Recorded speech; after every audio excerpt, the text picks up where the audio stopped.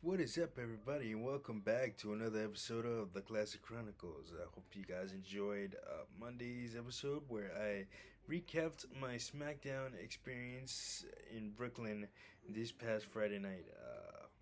So if you haven't checked that out, please do. But today I wanted to get into, a tribute of sorts and a career retrospective on one of the best to ever do it uh, in professional wrestling. The King Kings, the Cerebral Assassin, the Game, whatever you want to call him. I'm talking about none other than Triple H. But man, this as many of you may or may not know, this past Friday he had to announce his retirement from in-ring competition, and part of me understands why, but the other selfish part of me says, you know, why couldn't he have just kept going? But like I said, I understand why. Hard problems are nothing to mess around with, and I just wanted to honor him and give you guys a little bit of a career retrospective of him because he damn sure deserves it. He had a hell of a career. 14-time world champion, two-time Royal Rumble winner, intercontinental, three-time intercontinental champion, tag team champion. The list goes on and on and on, man. So let's just get into it. Let's just get into it, man. So he started his career in the early '90s, training under Killer Kowalski, which who gave him the name Terror Rising. Triple H didn't have a. The story behind that is Triple H didn't have a name when he was competing in his first match, so Killer Kowalski just wrote Terror Rising and just put like a hyphen, a dash in between it, and he became Terror Rising.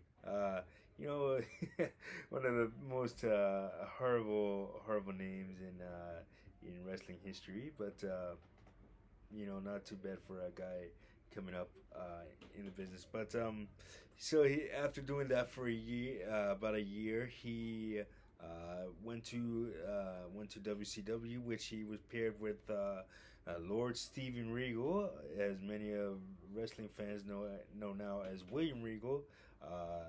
They formed a tag team. I believe they were known as the Blue Bloods at the time. And he competed under the name Jean Pierre Levesque, which is his real life last name. The character was a French aristocrat. He had a terrible French accent, and you know, didn't really do anything of note in WCW. It wasn't until a year later where he got the call from WWE to come and test his talent up there.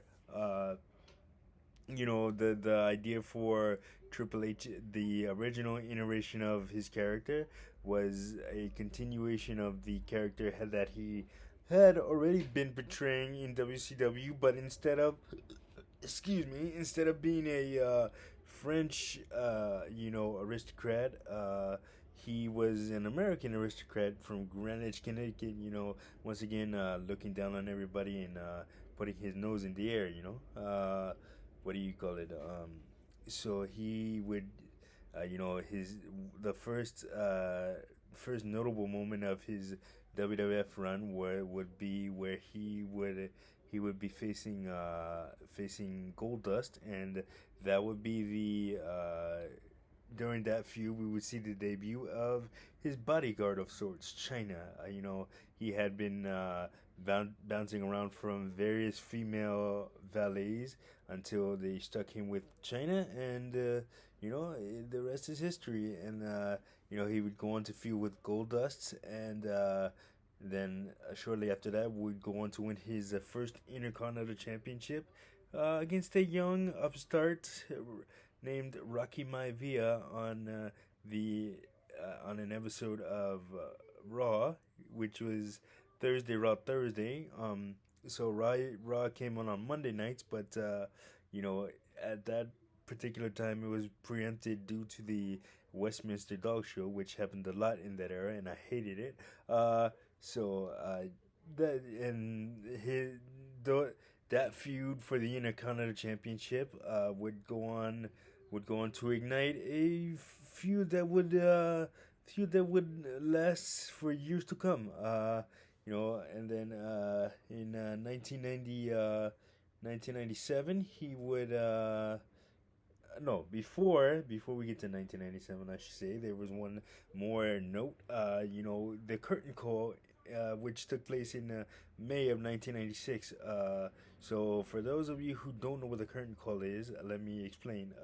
So back in the day, back in the business day, back in the 80s, 90s, and every time before that, it was, you know, a big no-no for good guys and bad guys, heels and baby faces, to interact with each other, on camera, or to break character, I should say, not interact with each other, because obviously you're going to interact with them in the ring. But it was a big no-no for them to break character. So if you were a bad guy, you couldn't smile, you couldn't slap fives with fans and show affection and all that.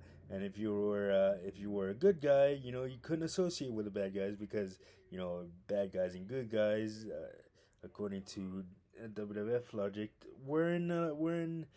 shouldn't be seen with each other in any capacity. So the is four men known as the Clique. It was Scott Hall, known as Razor Ramon, Kevin Nash, known as Diesel, Shawn Michaels, and the aforementioned Triple H. Broke that character, broke that tradition by and oh Sean Waltman, who was also known as 1 2 3 Kid. My God, how am I forgetting him? But they broke that tradition and hugged each other after Shawn Michaels and Kevin Nash Diesel were involved in a steel cage match at Madison Square Garden. So they hugged it out. They hugged each other, essentially saying goodbye, because Scott Hall and Kevin Nash were on their way to rival WCW, and Sean Waltman would leave later after that.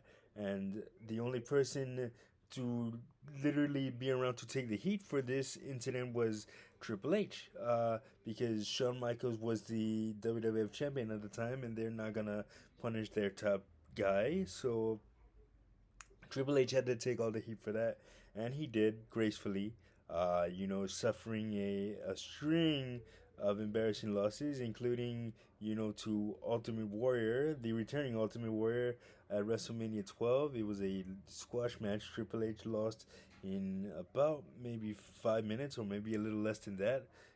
It was embarrassing. And it was Triple H's WrestleMania debut, so not a great way to debut on the biggest show that the company has.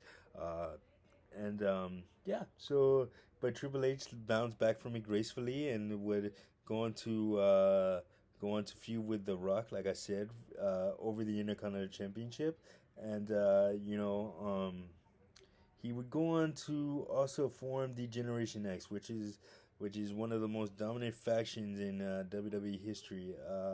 He There were many iterations of the group, but the first iteration was himself, Shawn Michaels, Ravishing Rick Rude, and China, and they would go on to terrorize the WWF and just wreak havoc, feuding with Stone Cold Steve Austin and Gold, The Rock, like I said, and that would lead to him uh, shortly before the formation of DX. I should add that Triple H won the 1997 King of the Ring after bouncing back from all those embarrassing losses that he had to take as a result of the curtain call. So he won the 1997 King of the Ring, formed DX, and his career really didn't take off until I want to say I want to say shortly before WrestleMania 14 in 1998, where he would go on to replace Shawn Michaels, who was supposed to face Stone Cold Steve Austin in the lead off to WrestleMania 14. Uh, on a set of house shows. House shows are shows that are not televised. So if you're not in the arena to see it that night, chances are you probably won't see what happened at a particular show. So I remember that because Triple H replaced Shawn Michaels on that loop of shows and took on Stone Cold Steve Austin, who was Shawn Michaels' opponent at WrestleMania 14. Shawn had a very bad back and was trying to nurse the back injury up so he could work the match at WrestleMania and then take some time off. Uh, so he did. Shawn Michaels ended up losing the WWF Championship to Stone Cold Steve Austin, and Triple H was kind of left on his own because right after that, Shawn left the company, and Triple H would rise to prominence on his own. Becoming world champion twice. First at SummerSlam, and then later on in the year again, in October of '99, I believe, and then in December of that year, he would go on to feud with his soon to be father in law, Vince McMahon, during a storyline where Triple H had married Stephanie. Stephanie was dating another WWE superstar in storyline by the name of Test, and Triple H interfered in that marriage. And you know that. If you've seen a marriage on WWF television, they do not go as well as they should. Everything something happens. Something catches on fire or whatever have you, and then Triple H had drugged Stephanie in a storyline, not in reality, and married her, and Stephanie didn't remember anything, and Triple H ended up feuding with Vince McMahon over that, which would culminate in a match at Armageddon of 1999, and Triple H turned that night on. Stephanie turned that night on Vince, and went with sided with Triple H, and then their storyline romance would later blossom into a real life romance. They would get married in October 2003, but in storyline, the McMahon Helmsley regime would run wild. Attacking. Feuding with Mick Foley, Mankind, Cactus Jack, all of that, and and then fast forward a little bit. That was 2000. So in 2001, what do you call it? He would go on to form the two-man power trip with Stone Cold Steve Austin, where Stone Cold had just turned heel on the heels of WrestleMania 17 in his match against The Rock. And those two held all the gold, man. Triple H was the Intercontinental and one half of the Tag Team Champions, and Stone Cold Steve Austin was the WWF and the other half of the Tag Team Champions. So they held all the gold, man. And then unfortunately that would be short lived because Triple H would injure his quadricep muscle on his right knee, completely tear it off the bone, and blow it out. And during a match with Chris Jericho and Chris Benoit, and Triple H's team with Stone Cold Steve Austin on that night, and literally finished the match with a torn quadricep, which is remarkable. And that would sideline him until January of '02, which he would return at Madison Square Garden on Monday Night Raw and declare himself for the 2002 Royal Rumble, which he ended up winning. And at No Way Out of 2002, he was feuding with Kurt Angle at the time. So at No Way Out of 2002, he would put his WWE Championship shot on the line against Kurt Angle and lose that match. But on the next night on Raw, he won his title shot back. And that would also be the same pay-per-view, No Way Out 2002, where the NWO would appear Vince McMahon cut that infamous promo, the lethal dose of poison promo. You guys can look that up if you haven't seen it. So you know, and then Triple H would later go on later to win the WWF Undisputed Championship because the WWF and WCW World Championships were unified shortly after the Invasion angle, which Triple H wasn't a part of because he was out. That happened in the summer of 2001. So uh, uh, later on in the year, the titles were unified at Vengeance of 2001, where Chris Jericho would go on to defeat Stone Cold Steve Austin and The Rock in the same night to become the WWF Undisputed Champion. So fast forward, like I said, Triple H wins the Royal Rumble, then goes on to WrestleMania 18 to face Chris Jericho for the Undisputed Championship, which he ends up winning. Stephanie was in Chris Jericho's corner that night because their storyline, Triple H had growing quite tired of Stephanie. Stephanie was a heel. Triple H had came back as a babyface, so they had to feuding with his soon to be wife, and so that happened. And then Triple H would have a relatively short reign as undisputed champion because in April of 2002 he would go on to lose the championship to Hulk Hogan, who had just came back as a member of the NWO, but then broke away from Hall and Nash and donned the red and yellow again, and they put the world title back on him one last time, and at the expense of Triple H. So and then that Undertaker would go on to defeat Hulk, Hulk Hogan at Judgment Day for the undisputed championship.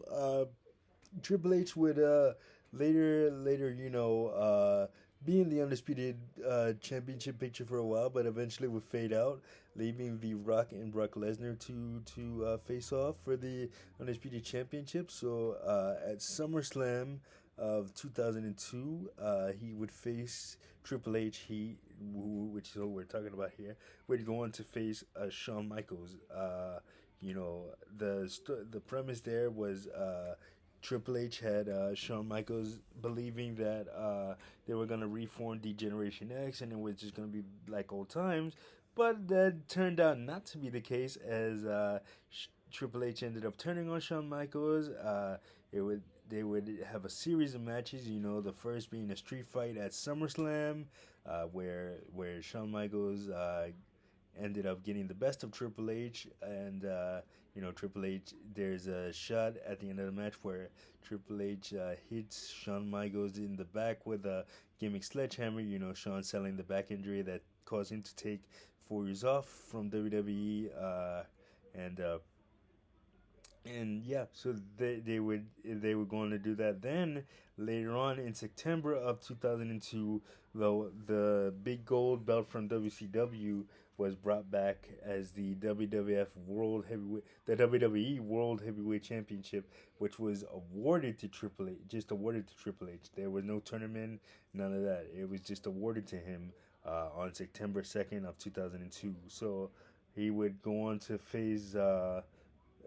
While still feuding with Shawn Michaels, he would go on to face, Rob Van Dam at Unforgiven, and retain the world title, with Ric Flair by his side, and that would be the beginning of the formation of this group, named Evolution, another dominant faction. So, the idea with Evolution was, for Triple H the idea of Evolution was for to represent the past, present, and future of the business. Ric Flair being in the past, Triple H being the now. Being the world champion. But a young Batista and a young Randy Orton being the future of the business. They would go on to. Feud with Goldberg during that era. Triple H had lost the world championship to Goldberg in that era, and uh, you know, at SummerSlam of 03, he would go on to defend the World Championship in an Elimination Chamber match with Randy Orton, Batista, Goldberg, Ric Flair, a returning Kevin Nash, and Chris Jericho. So he would go on to defend that world title, and but eventually in September of '03, lost it to Goldberg at Unforgiven, and you know uh, Randy Orton had gone on a solo run and won the world championship at summer shortly a couple of months later in SummerSlam of '04. Uh, Matter of fact, no. Before we get there, I'm missing WrestleMania. So WrestleMania 20, Triple H had defended the world title against Chris Benoit and Shawn Michaels in a triple threat match, uh, and lost the title to Chris Benoit and like I said, the Shawn Michaels and Triple H feud was still going. The, before oh my god, I'm missing so much. I'm missing a little bit here. Before the triple threat match at WrestleMania, Shawn Michaels and Triple H had battled in a last man standing match.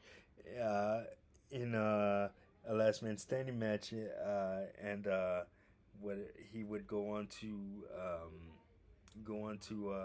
that would go to a draw, and then he would go on to defend the world title at you know WrestleMania, where he lost to Chris Benoit, tapped out. And then he would go on to try to regain it from Chris Benoit. That didn't work out. So in the summer of '05, he was kind of left welling. He and Batista would go on to clash for the world championship at WrestleMania 21, which would detail the fall of Evolution, which started at the Royal Rumble of that year. And it was a whole thing where Triple H didn't want Batista facing him for the World Championship, but it ended up happening at WrestleMania, and Batista ended up besting Triple H and winning his first world championship. They would have a series of matches, a rematch at Backlash where Batista would beat him, and then their feud culminated in Hell in a Cell in 2005 at Vengeance. So that's what WWE like to do. They usually like to give you a series of three matches in three consecutive pay per views. That's what they did at the time. So that was that. And then the rest of '05, Triple H would go on to feud with Ric Flair and Kane and all that. And then in '06 he would enter. In '06 he would go on to defeat the Big Show at New Year's Revolution, and then would find his way back into the world title picture. John Cena. John Cena was WWF champion at the time, so he would challenge John Cena to a match at WrestleMania, and they Triple H would lose to John Cena at WrestleMania. Um, and after that loss in going into the summer of that year, he would kind of turn babyface again, where he would feud with Vince McMahon and the Spirit Squad, which consisted of Kenny yeah Kenny Dykstra, Mike Mondo, Dolph Ziggler, and Johnny Jeter. All developmental talents at the time. Like I said, a young Dolph Ziggler was in that group too, and they would go on to face Sean, go on to terrorize Triple H, and Triple H was stuck in a feud with them, and until Shawn Michaels would go on to save him from an attack that night, and that night on this with the Spirit Squad, and they would reform the Generation X. Uh, they were going to reform DX. Oh, they were going to reform DX, and throughout that summer, terrorize Vince McMahon, and then they would face Shane, Vince, and the Big Show in a handicap match at no Shane and Vince at SummerSlam '06 in a tag team match, which they ended up winning, and then at Unforgiven '06 they would go on to face they would face Triple H. No, they would face Big Show. He and Shawn Michaels would face Big Show, Shane McMahon, and Vince McMahon in a 3-on-2 Hell in a Cell handicap match. And if you don't remember that, that was the night where Triple H ended up shoving Vince McMahon's head up the Big Show's ass. That was pretty funny. What do you call it? So, DX is going strong, and they were going to feud with Rated RKO, which was a tag team consisting of Randy Orton and Edge. They would go on to feud. They would go on to feud. They would have a tag team war, and then which would culminate in January of '07 at a match on New Year's Revolution of that year, which Triple H would injure his right quadricep muscle this time, and that would keep him sidelined from January to August of '07, where he returned at SummerSlam to face Booker T. '08 he got traded to '08 and '09 he got traded to SmackDown, which he would feud with the Great Khali, and him and Undertaker would have a few matches, and the big highlight of that part of his career was he would go on to win the WWE Championship again from Edge, and then at Armageddon 2009 he would go on to lose that yeah, no, Armageddon 2008 he would go on to lose the WWE Championship to Jeff Hardy in a triple threat match with Edge involved in that as well. 2010 he would 2009 he would stay on SmackDown, feud with Vladimir Kozlov, and again the Great Khali. Their feud would continue. 2010 he went back to Raw, feuded with Sheamus. Oh man, no, yeah. Okay, I know I'm bouncing around here, but my God, so much to remember of his career. He before all of that, going to SmackDown and feuding with those guys that I just said, he would actually go on to feud with Randy Orton, and they would have a very, very memorable feud. Culminating at WrestleMania 25, where Triple H would go on to take the WWE Championship for Randy Orton. During that feud, Triple H there would be a fight at Randy Orton's actual home, and Triple H would throw Randy Orton through his front window, through Randy Orton's own front window, and that was pretty damn cool. Breaking the door with gimmick sledgehammer, all out The Shining. Here's Johnny, that kind of thing. That was pretty cool. But yeah, no. So fast forward there, and they would go on to face Legacy, which was a group led by Randy Orton and had Cody Rhodes and Ted DiBiase Jr. They would face each other first in a tag team match at SummerSlam of 2009. He and Shawn Michaels, and then in 2010, at Hell in a Cell that year, which got its own pay-per-view, they would go on to face them at a Hell in a Cell with DX getting the win there, and then like I said, in '09 Triple H would get traded to SmackDown, and by the end of '08 would be traded to SmackDown, and then feud with the Undertaker, Great Khali, and Vladimir Kozlov, and Okay, so in 2010, Sheamus, he feuded with Sheamus, and they would face each other at WrestleMania 26. Triple H got the win there, and then 2011, 2011, 2011 took some time off to focus on his role with NXT and NXT and behind the scenes. Would become the COO, and then would later go on in 2011 to feud with the Undertaker for two memorable WrestleMania matches. One was in Atlanta in 2011, was a no holds barred match. They beat the piss out of each other, and then in 2012 they had a match which would be billed as the end of an era. Hell in a Cell match. He Undertaker beat him again with Shawn Michaels as the special guest referee. And no matter what they did, they couldn't keep Taker down. And yeah, so that would kind of phase out his. He was started to phase out of his at a full time active competition at that point. I mean, he would become an authority figure.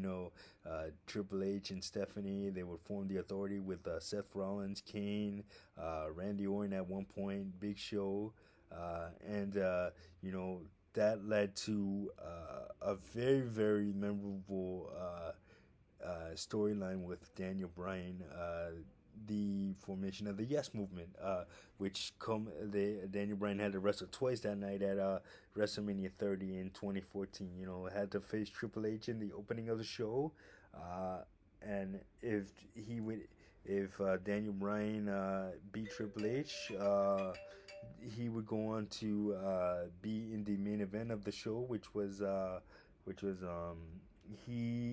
Randy Orton and Batista for the WWE World Heavyweight Championship. Daniel Bryan ended up winning that. Triple H would go on to later feud with continue the authority figure storyline and go on to feud with later coming in Sting. Sting and him had a match at WrestleMania 31, which the NWO and DX came together and ignited the Monday Night Wars rivalry. Uh, then actually I'm forgetting one piece of note in between there. Evolution would go on to reignite for a short time. This time without Ric Flair. It was Randy Orton, Batista, and Triple H. They would go on to face the Shield, which consisted of Seth Rollins, Dean Ambrose, who y'all know now as John Moxley, and Roman Reigns. So their feud culminated in a wild street fight in May of 2014 at Extreme Rules. And that was that, man. And like I said, he would go on to face Sting later on, and by then he was just mainly focused on NXT. Did NXT Takeover, and then Triple H would eventually he would wrestle maybe one three more times. He wrestled Seth Rollins at WrestleMania 32. Then did a match with Randy Orton at a Super Showdown, I believe, and then wrestled wrestled Undertaker, and then teamed up with Shawn Michaels to wrestle Undertaker again in what was that 2018, something like that. Yeah, at Super Showdown, and then one one more time he wrestled Dean during that time where he was feuding with Roman Reigns at WrestleMania 32. Roman was on his solo run. He would go on to defend the WWE Championship against Roman Reigns' former stablemate in the Shield, Dean Ambrose, and beating him at Roadblock, and losing the championship at oh no, Dean Ambrose defended the championship against him. I'm sorry, and then Triple H ended up winning the Royal Rumble to get his final WWF World Championship, and what do you call it, dropping into Roman Reigns, and then he faced Seth Rollins at the next WrestleMania after that, and then it was pretty much done for over for Triple H, man. He suffered a torn pectoral muscle, and then he his last match in WWE was at a non-televised event in uh,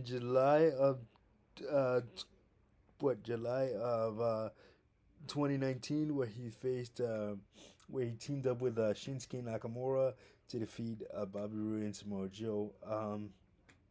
And like I said, he at the beginning of this he had to retire from the ring due to heart problems, and man, let me just say that he will be truly missed by WWF fans, and myself included, and just to thank him for everything that he's done in the ring. I've told the story about Triple H, and a personal story about Triple H and myself, where I helped him win a match at a house show at Madison Square Garden in 2009 against Sheamus. Uh, I helped him win with the help of handing him a kendo stick. So if you want to hear the full story on that, I'll put a link in this video so you guys can watch the full story of that. But yeah, I just wanted to say thank you to Triple H, because you know thank you for the memories, and thank you for your contributions both in and out of the ring. NXT is a great product, and we have him and Dusty Rhodes to thank for that. So thank you for the memories, Triple H, and you'll be truly missed. And congratulations on one hell of a career. You know, man, just that's gonna do it for this vlog. Like, subscribe, share, and don't forget to hit that notification button so you don't miss a video. And I'll see you guys in the next one. Peace.